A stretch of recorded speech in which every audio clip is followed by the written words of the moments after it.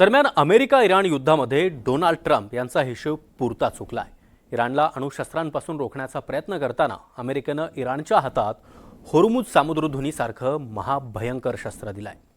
जगाच्या ऊर्जा पुरवठ्यावर बोट ठेवणाऱ्या होर्मुझमुळे सुपर पॉवर अमेरिकेला देखील माघार घ्यावी लागली आहे। तेल वाहतुकीवर इराणचं नियंत्रण, सागरी नाकेबंदी आणि आता टोल वसुलीची तयारी या सगळ्या घडामोडींमुळे अमेरिका कशी कोंडीत सापडली आहे आणि होर्मुझ इराणचं सर्वात मोठं हत्यार कसं ठरलंय जाणून घेण्यासाठी पाहूयात हा विशेष रिपोर्ट।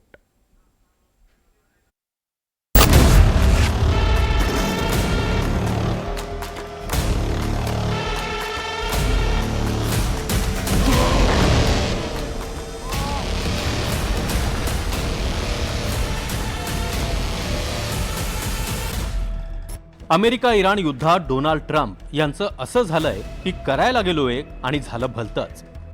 म्हणजे प्लॅन होता इराणला अण्वस्त्रधारी देश बनण्यापासून रोखण्याचा, पण या युद्धानं इराणच्या हातात थेट होर्मुझचं हत्यार दिलं, ज्यामुळे महाशक्ती असलेल्या अमेरिकेलाही माघार घ्यावी लागली आहे। होर्मुझ सामुद्रधुनी जगाच्या नकाशावरचा एक छोटासा भाग, फक्त 160 किलोमीटर लांबी आणि 35 ते 40 किलोमीटर रुंदी। Iran, Kuwait, Bahrain, Saudi Arabia, Qatar, UAE आणि ओमान अशा आखातातील देशांनी ही होर्मुझची खाडी घेरली आहे। पण या खाडीचा 50% भाग इराणच्या नियंत्रणात आहे। खाडीचा एक किनारा इराणच्या सीमेला लागतो, तर दुसरा किनारा इतर आखाती देशांच्या सीमेवर आहे। त्यामुळे अमेरिकेविरोधातील युद्धात होर्मुझची खाडी इराणसाठी वरदान ठरली आहे।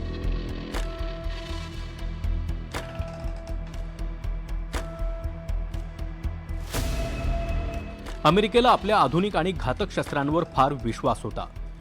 USS Abraham Lincoln, USS Gerald आणि USS त्रिपोली अशा अजस्त्र युद्धनौका इराणच्या दिशेनं कूच करत होत्या तेव्हा इराण नेस्तनाबूत होईल अशा बतावण्या करण्यात आल्या। पण तब्बल 40 दिवस इराणनं अमेरिकेला झुंजवत ठेवलं, कारण इराणनं होर्मुझच्या सामुद्रधुनीत आपली मोर्चे बांधणी केली होती। इराणनं होर्मुझ जाणाऱ्या तेलवाहू जहाजांना प्रवास न करण्याचा इशारा दिला। अमेरिका आणि इस्रायलला पाठिंबा देणाऱ्या देशांची जहाजं इथे अडवली। विनापरवानगी खाडीतून जाणाऱ्या जहाजांवर थेट हल्ला केला। यावेळी चीन, रशिया आणि भारताला जहाजं घेऊन जाण्याची परवानगी देऊन अमेरिकेला कोंडीत पकडलं। म्हणजे होर्मुझच्या बंद झाल्यामुळे जगामध्ये मोठा हाहाकार माजला आहे, याच्याविषयी कोणाच्याही मनामध्ये काही शंका नको।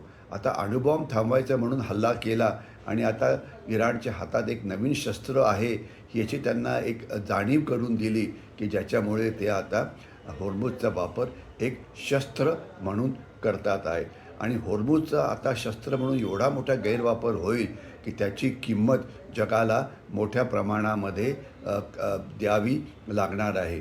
असं म्हटलं जातं की $2 मिलियन एवढं टोल टॅक्स किंवा एवढा टॅक्स प्रत्येक जहाजापासून इराण वसूल करेल, ज्यामुळे इराणची आर्थिक ताकद वाढेल आणि त्यांना जे काही गैरप्रकार करायचे होते, म्हणजे त्यांचं झालेलं नुकसान भरून काढायचं, अजून जास्त ड्रोन्स बनवायची किंवा अजून जास्त ज्याला म्हणायचं मिसाईल्स बनवायची, याच्याशिवाय इराणची सुरक्षा व्यवस्था अजून मजबूत करायची, अणुप्रोग्राम हा पुढे घेऊन जायचा, या सगळ्याकरता आता अमेरिकेने केलेल्या या कारवाईमुळे इराणची जी आर्थिक ताकद आहे ती वाढणार आहे। युद्धाच्या तिसऱ्या दिवसापासून डोनाल्ड ट्रम्प इराणची नौसेना 90% उद्ध्वस्त केल्याचा दावा करत होते। इराणच्या नौका उद्ध्वस्त केल्याचं सतत सांगत होते, मात्र प्रत्यक्षात परिस्थिती वेगळीच होती। इराणची नौसेना पूर्ण ताकदीनं नाकेबंदी करून बसली होती। एकही जहाज इराणच्या परवानगीशिवाय होर्मुझची खाडी पार करू शकत नव्हतं। याचा फटका संपूर्ण जगाला सहन करावा लागला। कच्चं तेल आणि गॅसचे दर वाढायला सुरुवात झाली, त्यामुळे इराणनं इथं आपली पकड अधिक मजबूत केली। इराणनं होर्मुझच्या खाडीमध्ये समुद्री सुरुंग पेरले, अँटीशिप क्रूज मिसाईल तैनात केले, याशिवाय लहान आत्मघाती बोटींनी हल्ले करण्याची योजना आखली। होर्मुझची खाडी अडवून आपण जगाच्या ऊर्जा वाहतुकीवर नियंत्रण मिळवू शकतो हे इराणच्या लक्षात आलं। होर्मुझ खाडीतून रोज अंदाजे 2 कोटी बॅरल तेलाची वाहतूक होते आणि या मार्गाचा पर्यायी मार्ग अनेक देशांसाठी अधिक खर्चिक ठरतोय। अमेरिकेनं छेडलेलं युद्ध आता इतर देशांसाठी डोकेदुखी ठरली आहे। म्हणूनच डोनाल्ड ट्रम्प होर्मुझची तेल वाहतूक सुरळीत करण्यासाठी शक्य ते सर्व प्रयत्न करताना दिसतायत। होर्मुझमुळे सुपर पॉवर अमेरिकेची कोंडी झाल्यानंतर इराणनं पुढची योजना आखायला घेतली.